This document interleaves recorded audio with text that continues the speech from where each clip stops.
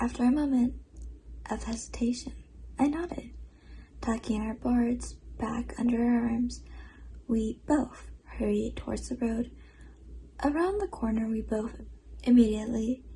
spied the deviation a few hundred feet ahead of us. Holy shit, Aubrey breathed out. The intersection of Chestnut and Main Street looked like the aftermath of destruction nearby. Two cars had collided almost head-on with one another. What looked like late 80s or 90s built Lancet and a new brand of Acela, it's a type of car. With a sense of numbness surging through me, I realized I recognized both those vehicles. The Cadillac belonged to Mr. Zocco, and a rather wealthy but friendly man who rented out most of the houses he owned in town to the whisk tourists that came by every winter. The Buxleys belonged to Miss Carsley, the old woman who I stood behind in the grocery store yesterday.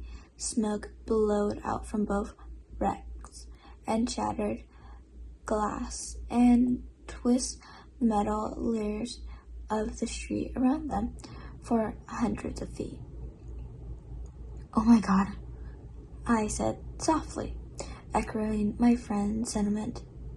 We both exchanged a glance at each other. Then we began running towards the accident. As we ran, a small part of the back of my mind noticed something which was small, but permanent. I didn't see anyone else running out of their buildings. Everyone else in town had to heard it. Where were they? The train of thought was ripped away from me as we both scared to the stop at the sight of the driver's door of Cadillac being kicked open. An ear-piercing sound burst out from the SUV interior, and I dropped my board and clapped my hands over my ears. From the corner of my eye, I saw Aubrey do the same, squeaking her eyes shut in pain and stumbling back into the side of the brick building next to us. Even though my hands, I could still hear the sound. It sounded now slightly muffled for a second. I couldn't place it, and then it hit me. It was the loud honking siren of the emergency alert system. But it sounded wrong. It was as if the tones had been wrapped and distorted into something else, and by the sound of it, Mr. Zotz had been listening to his car radio at full volume when they had gone off. Speaking of which, a figure stumbled out of the SUV, grabbing onto the front door for support. Holy hell! In a handbasket, Mr. Zolks survived that, I thought. I squatted my gaze over to the book, squinting through the spider web of the crack that had become the windshield. I saw a small hint of movement. Then I saw Mrs. Coates lean back in her seat. She must have gashed her head open pretty badly because her forehead was covered in blood. Keeping my hands over my ears to dull the still shrieking tone, I turned and got as close to Aubrey as I could so she could hear me through her hands and over the noise. We've got to help them. At least try, I shouted as loud as I could. I could tell she understood me as she nodded after a second. Then she looked back towards the wreck, and A look flashed across her face, a look I can still remember perfectly. First confusion, then a clear expression of renewed horror. I felt a shiver shoot down my spine. I stunned back around to look at what she had seen. I truthfully wish I hadn't. Mr. Zoltz was no longer in his car. Instead, he ran around to the driver's side of the truck. For a split second, I thought it was to help her, until the screaming began. I didn't realize an elder lady could scream so high and shrill. The busted windshield prevented me from seeing exactly what Mr. Zoltz was doing to Miss Krause, but it didn't prevent me from seeing the sudden fountain of blood which poured out from the coat inside the glass like pain. The sight shocked me so much that I took my hands away from my ears to clamp them over my mouth to keep from screaming.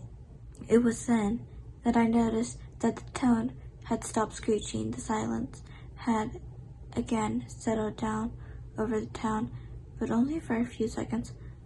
Then the sounds had sprang up again, seemingly all over town, were almost somehow worse than the tone.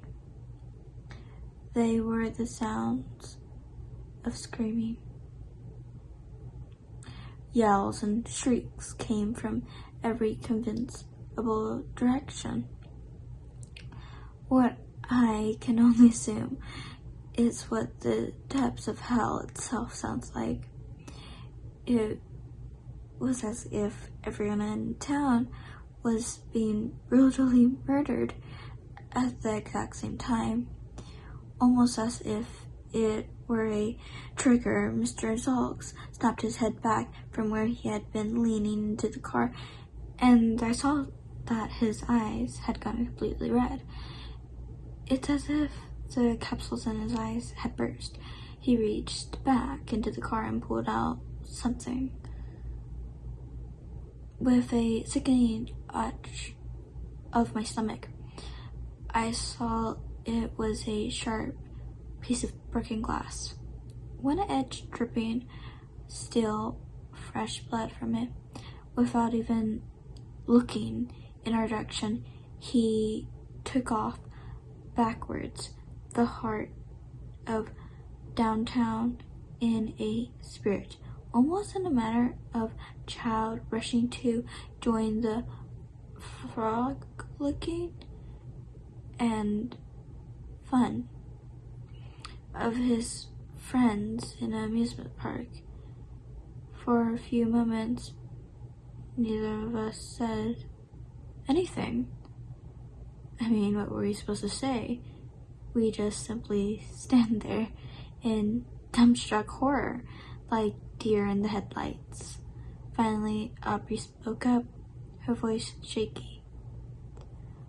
What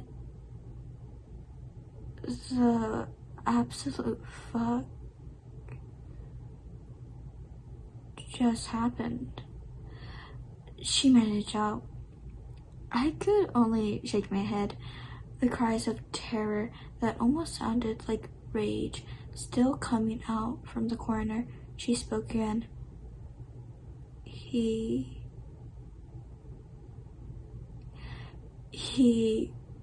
killed her. Miss Krause. He punctured her like a cow in a slaughterhouse. Eddie, what the fuck? Her voice rose into a scream as she finished. I tried to clamp a hand over her mouth, afraid her shriek would bring Mr. Zoltz back to us. I put a finger to my lips, and after a second she nodded, pulling my hand away. She spoke softer.